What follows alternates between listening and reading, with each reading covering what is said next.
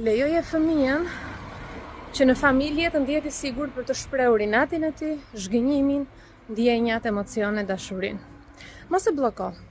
Mos ja mbyll derën që ti si prind ke mundësi ta mbash hapur. Nëse fëmia nuk shkarkon në familje, do shkarkoj aty jashtë.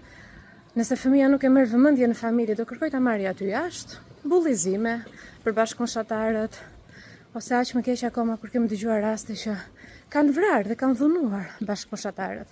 Po, patjetër prindi i dashur, përgjegjësia bie mbi ty dhe mbi mua.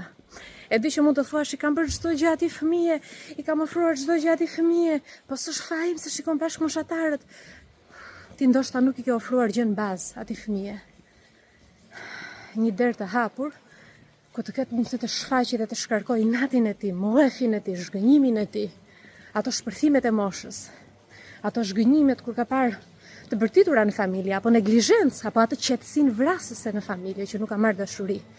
Ti si prind, si nën apo si baba, ti hapësh krahët fëmijës dhe ta lejosh të qaj, të shpërthej, derisa të mbaroj, pastaj fshija lotët dhe bisedo me të, fol, komuniko me të. E di që mund të thuash, po kam punë për të bërë, po nuk më del koha t'i bëj të gjitha këto. Po nëse nuk të del koha të komunikosh me fëmijën tënd, atëherë do të dali koha për çfarë? Që ta kërkosh burgjeve fëmijën apo spitaleve? Apo rrugëve? Është shumë e rëndësishme që roli ynë si prind të jetë i kompletuar dhe nuk po them lër punë dhe gjërat e tjera. Edhe unë jam një prind që më duhet punoj të siguroj të ardhura, madje më shumë se prindërit e tjerë, se më duhet të bëj dhe terapi vajzës. Por më duhet të ulem të paktën një herë në ditë, ta shikoj në sy, të t'i them disa fjalë dashurie, dhe të jem aty për të, dhe ta pyes nëse çdo gjë është okay. Pavarësisht se jo gjithmonë vajza më flet dhe arrin të komunikojmë. E di që ajo më dëgjon dhe e di që ajo e ndjen që mami është aty për të. Të dërgoj shumë dashuri, por ne si prindër duhet të ndërgjegjësohemi në mënyrë që mos të rrezikojmë jetën e fëmijëve tan, po aq më keq akoma që mos të rrezikohet jeta e fëmijëve të tjerë nga fëmijët tan. Dërgoje këtë video te sa më shumë njerëz që ti njeh.